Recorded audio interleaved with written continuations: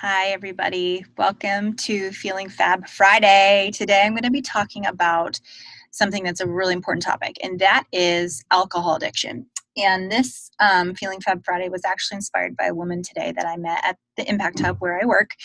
And she overheard me talking about what I do, helping women, to somebody else. And she asked, she came over and she said, what do you think about an alcohol elimination diet, or getting rid of alcohol? Or do you teach your people that? Or tell me about what you think about that. And I said, yeah, I do. I think alcohol is a really big issue. And then she went on to say, that she had recently eliminated alcohol from her life. She realized that she had a problem, an issue with it. And since getting clean, getting sober, she had lost a lot of her friends because so much socialness revolves around drinking. And she also just talked about the importance of the connection with health and understanding the effect that alcohol has on a person, and really that getting healthy is the key to overcoming addiction. And that she had kind of become a health and wellness advocate and interested in that through her experience of traveling from addiction. So I found this obviously naturally very fascinating, and wanted to provide her a lot of love and support for her choice in her journey, and said, I myself choose not to drink. Once in a while I'll have like an alcoholic kombucha, or a very occasional glass of wine, but I just don't like the way that it makes me feel on the whole. And you can ask my friends, typically I get like like club soda and lime, or a tonic water or something when I'm out.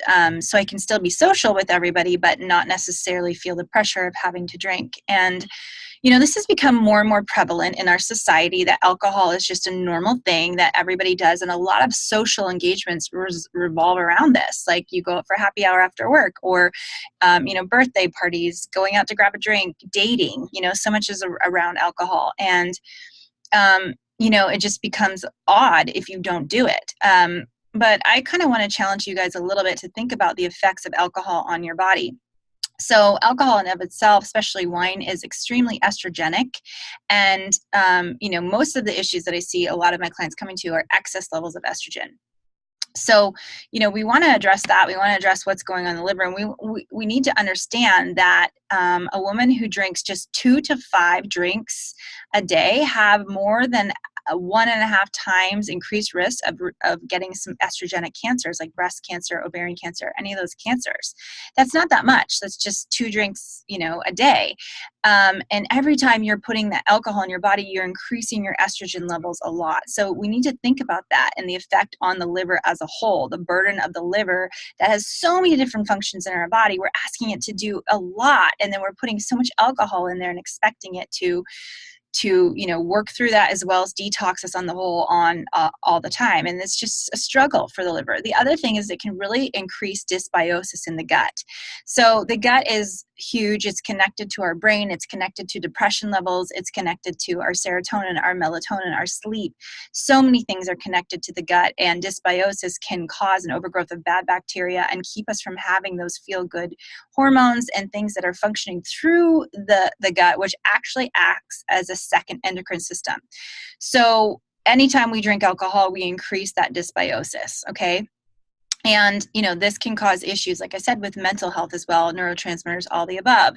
So the more we're putting alcohol in there, the more increased risk we're having for these sort of issues. The other thing that comes into play is our insulin response, okay? So we want to keep our insulin sensitivity really high, and the body's ability to utilize that into our cells right away for fuel versus being stored as fat, for one thing, and other issues. So anytime we put alcohol in it, it spikes our insulin. It actually has 300 times more of an effect on our blood sugar than actual sugar does, which is crazy, which is why you'll see a lot of people when they're getting off alcohol addiction have to eat sugar all the time, because they're trying to reset that in their body, and their insulin levels are just really high and used to those high amounts of alcohol. Okay, so these are all things that really cause health risks and really cause issues in our body. But we've just become the norm to be like, oh, it's Wine Wednesday. And, one of the biggest things that is a pet peeve for me is seeing just this common thread in, the society about moms and drinking wine. Okay. And it really bothers me because it has become a joke, but it really is an issue when you feel you have to escape your life by drinking wine. And like, girls, I have girlfriends, I go out, we talk about The Bachelorette and, get a glass of rosé or whatever. But the occasions that I drink are very, very minimal. And I choose to do that for my body and for my well-being. And I certainly do not use it to escape from my daughter or, the stresses of being a single mom or any of that stuff. So I just kind of want to bring to the light that this isn't normal. It's not normal that we're relying on alcohol so much to escape our issues and that we need it at the end of the day to unwind from stress. Okay, that is a sign that you are becoming alcohol dependent and there are other things in your life that you're ignoring.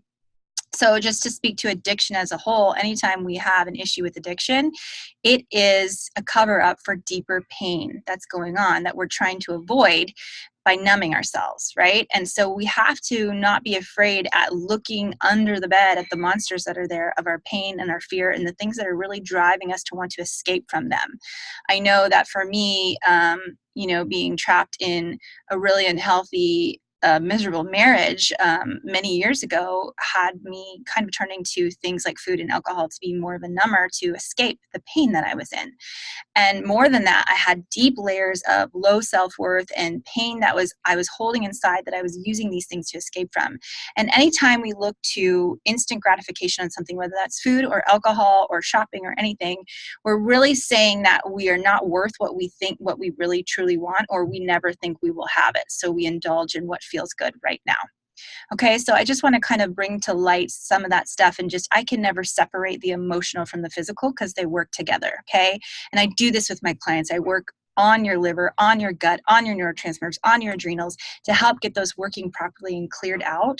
But also we work on the emotional stuff that's been driving this from the beginning and your inner child wounds, your low self-worth, and all the stuff that you're hiding from in your shadow. And we bring it to the surface and we start to stir it up and actually bring awareness and deep, deep, deep self-love that actually changes you and the way you relate to yourself. So I kind of want to give you a couple other signs that I found that are signs that you have an alcohol issue. One, that you lie or hide how much you drink or how often you drink to anybody. If you're lying about it or you feel the need to hide or not be truthful with people, this is a sign that you have an alcohol dependency issue.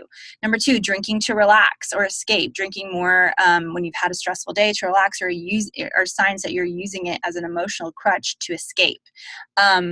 Blacking out regularly, no memory of what happened. There's a reason behind this. So why are you drinking so much that you black out? And this happens all the time on the regs. This is a sign that you have an issue, right? Not being able to start once you stop. You open a bottle of wine, oh, we might as well finish it, or whatever. You have to just keep going, and you really have a hard time controlling your portion sizes of your alcohol. Neglecting responsibilities when you would rather drink than show up and do what you're supposed to do, or being hungover the next day, causing you to lounge around and neglect what's going around in your household, your children, whatever, because you're hungover from the night before, not able to show up at work. These are all signs that you're neglecting your responsibilities. Trouble in your relationships, if this starts to carry over in your relationships and alcohol is becoming an issue, this is again a huge sign you have an alcohol dependency issue. Tolerance, if you're able to drink a lot more of it than you ever were before, is a sign your body is becoming used to it, and a deep sign that you are truly an alcoholic, that your tolerance levels are just so high you have to drink so much to even feel anything because your body has adapted so much. And then having symptoms of withdrawal. So if you don't drink, you start to feel anxious, depressed, tired, lonely, sad, all those things without it, and have physical and emotional symptoms when you try to take alcohol away. And one of the biggest signs is trying to quit but not being able to. So how many times have you had like an emotional response to, I don't want to do this anymore, I'm just going to stop drinking. I'm not going to drink anymore. And then you have to do it again and again, and you're unable to actually stop. You have like these moments of having an emotional response about it, and then you actually can't practically change it on your own. So, what are the answers? Obviously getting help, figuring out what the root of it is, helping your body physically get off of alcohol and start to, build up your neurotransmitters, help your liver detox properly, increase the good bacteria in your gut, all things that I can definitely help with, and lots of health practitioners out there can help with. And moving away from addiction and facing the true pain that's driving some of your actions and figuring out what you're trying to avoid and what you're hiding from. Okay, these things need to happen to bring them to the surface. And obviously, there's all sorts of different programs out there that can help people, and some relate to some more than others. But really, trying to do a few basic things like eating well, getting good sleep, surrounding yourself with loving relationships. Meditation is huge, being able to it actually can physically change your brain. All these healthy things that you can start adding in, and reducing alcohol at the same time to kind of provide your freedom and get your life back. So I just wanted to be real today and share a little bit about the physical effects of alcohol on the body and the damage that it's doing to your life if you are being controlled by it. Okay, so there is a better way, there is freedom. And I know it's scary to admit that you have a problem, and a lot of your social circles may start to change because the people you used to hang out with you can't anymore, and it's really painful to go through. But I also know that you'll start to draw in healthier people to spend time with, people who really have understanding and love for you, who won't judge or reject you just because you have an alcohol issue.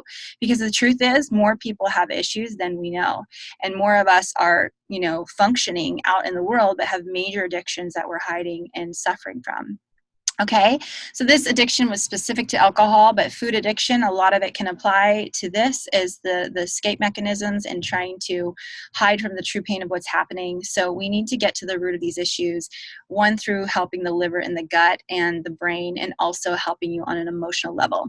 Okay, so I hope you guys have a Feeling Fab Friday, and next time you go out, just try to not drink and see what happens when you go out with your friends. Instead, get a sparkling wine or bring your own kombucha or whatever, put it in a fancy glass. I have lots of alternative drink options that I make that are fun and fruity and keep you feeling good without having to feel crappy the next day and just be in an endless cycle of hiding your pain. Okay, loves, so thanks for tuning in, everybody, and I hope you have a Feeling Fab Friday. I will see you next week. Bye.